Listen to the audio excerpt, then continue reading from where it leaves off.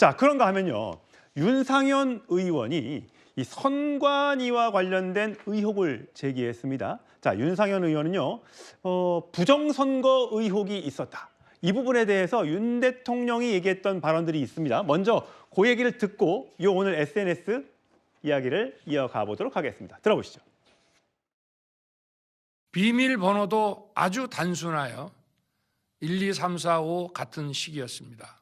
어떻게 국민들이 선거 결과를 신뢰할 수 있겠습니까? 심지어 선관위 시스템의 비밀번호가 1, 2, 3, 4, 5번이었다고 합니다. 이런 선관위를 어떻게 신뢰하고 선거 관리를 맡길 수가 있겠습니까? 예, 장 변호사님. 네. 윤석열 대통령이 했던 담화에 있는 내용과 조금 전에 황교안 전 대표가 얘기했던 얘기가 비슷합니다. 그러니까 선관위의 이 보안이 너무 허술해서 비밀번호 1, 2, 3, 4 한다는 게 말이 되냐. 그 부분은 일부 감사원이나 국정원을 통해서 확인이 됐어요. 근데 그걸 고쳤다는 게 선관위의 주장인 것이고요. 거기에 대해서 오늘 윤상현 의원이 선거 관리의 신뢰를 잃은 것에 대한 자성이 먼저인데 선관위의 부실 운영과 공정성 논란, 도덕적 해이는 심각한 수준인데도 불구하고 선관위는 본인들이 자신들이 잘못이 없고 선거 관리는 아주 투명하게 잘 됐다라고 주장하는데 이거 방귀 꾼 놈이 먼저 성내는 거 아니야?라고 지금 주장을 했습니다. 그렇다면 저는 이런 일부 국민의힘 인사들, 의원들이 부정선거라고 이야기하는 구체적인 근거가 무엇인지 제시해야 된다고 생각합니다. 기본적으로 선관위에서 설명한 부분이 있습니다.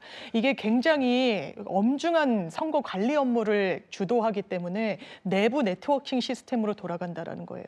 그리고 보안이 비교적 취약하다라고 이야기 나왔던 건 시연을 어느 식으로 했냐면 만약에 집으로 치면 보안 시설 다 끄고 CCTV 또 다 잠근 다음에 어떻게 되는지 시연을 했었다라는 겁니다. 그리고 그 시연 과정에서 나왔던 부분들 국민의힘 인사들도 참석을 해가지고 이 부분에 대한 점검이 있었습니다. 부정선거라고 이야기해서 결과적으로 얻고자 하는 정치적 이득이 무엇입니까? 총선에서 민주당이 압승을 거뒀다는 거 부정선거다. 그렇기 때문에 지금 정당성이 없다. 이런 부분까지 나아가는 거 아니겠습니까? 그런데 그것이 팩트입니까? 아닙니까? 어느 누구도 이 부분이 조작됐다라고 단언할 수 없는 상황에서 계속해서 이런 부정선거론을 펼치는 건 이건 망상에 가깝고 굉장히 국민들을 호도하는 것이라 저는 정치인이 절대로 해서는 안 되는 일이라고 생각합니다. 지금요. 예. 김두관 대표 아시죠? 김두관 이분이 의원. 전당대회 논문이에요.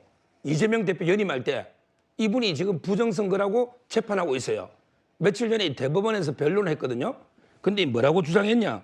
자기가 여론조사 김태호한테 16% 이겼는데 2,000표 차이로 졌는데 전자개표기가 부정확하며 미분류 투표지의 수개표 재분류 과정에 왜곡 의혹이 있다. 그러면서 프랑스하고 독일은 수개표하고 대만도 100% 완벽한 수개표한다. 그러면서 그 투표지의 이미지 스캔 파일을 실제 투표지와 대조해야 된다. 김두관 의원이 주장한 거예요. 근데 우리도 수개표를 하잖아요. 우리도 우리도 수개표를 하긴 하죠. 예. 근데 아예 전자개표 분류하지 말고 아예 전자개표 100% 하지 마라. 수개표하자. 예. 독일, 프랑스처럼. 예. 이 김두관 의원의 주장이에요. 예. 그다음에 옛날에 김어준 씨가요. 2017년에 미분류 투표지를 1.5대 1로 다 하게 했다. 이거 다큐멘터리까지 만들었잖아요. 그다음에 이재명 대표가 2017년 1월 7일 날 페이스북에 완벽하게 부정선거 3.15를 능가하는 부정선거다. 수개표 다 해야 된다. 이재명 대표 주장이에요. 저는 부정선거를 믿진 않아요. 근데 거구 유튜브 보고 했다. 이 말은 취소해야 됩니다. 부정선거의 원조는 김어준, 이재명 대표고 지금 주장하는 거는 김두관 의원이 유일하게 지금 제가 알기로 대법원 소송은 김두관 의원이 하고 있어요. 예. 따라서 이게 자든 우든 다 주장하고 있다. 이게 공정한 겁니다. 그러니까 이 부분에 대해서 문제가 있다면 고소고발이 여러 건이 있었고 거기에서 검찰 수사 결과 혐의 없음이 나왔으면 그것까지는 인정하고 추가로 뭔가 증거가 나와서 선관위에 대한 조사가 필요하다면 새로 조사에 착수하는 게 맞습니다만 아직까지는 추가 어떤 정황이 벌어지지 않았기 때문에 검찰 조사나 경찰 수사가 없는 겁니다. 그래서 윤 대통령이 계엄을 선포하고 선관위에 군인들을 보낸 건데 뭔가 아까 보시다시피 사진을 막 찍어왔죠.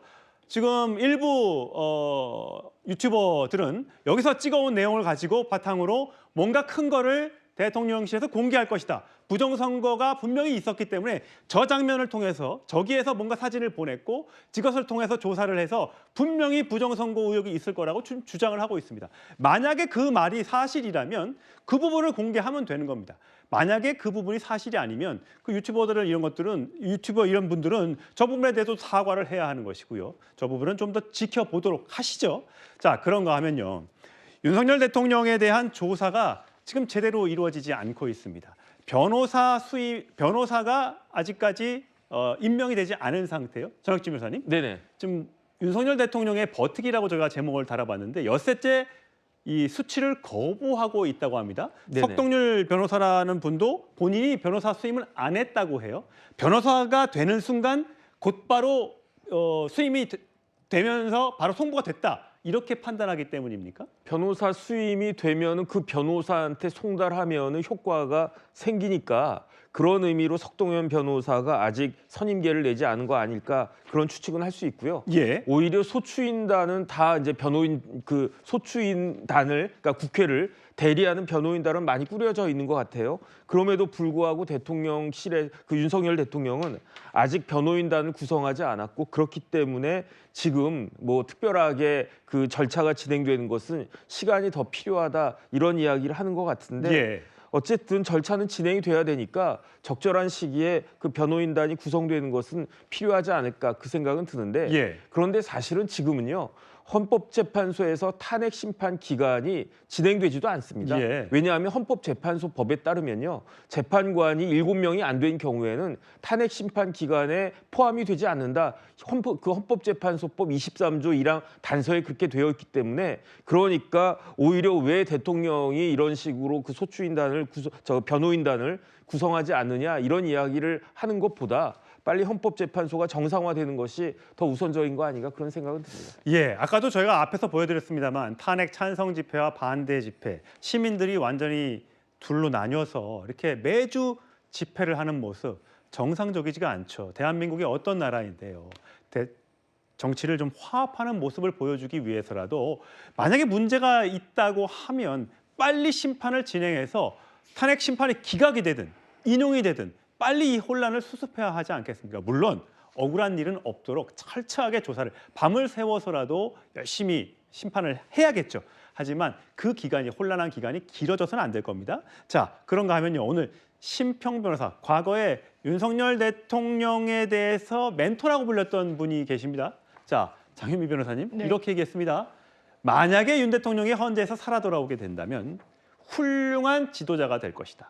성품 자체가 선하다라고 얘기했습니다. 어떻게 평가하세요? 두 가지 사실에 동의하기 어렵습니다. 헌재에서 생환하기 기대하기가 어렵고요. 많은 법조인들이 굉장히 위중한 헌법과 법률 위반이 있었다라고 진단하기 때문에 그렇습니다. 성품 자체의 바탕이 선하고 자신 안에 갇힌 사람이 아니라는 분석에도 동의하기 어렵습니다.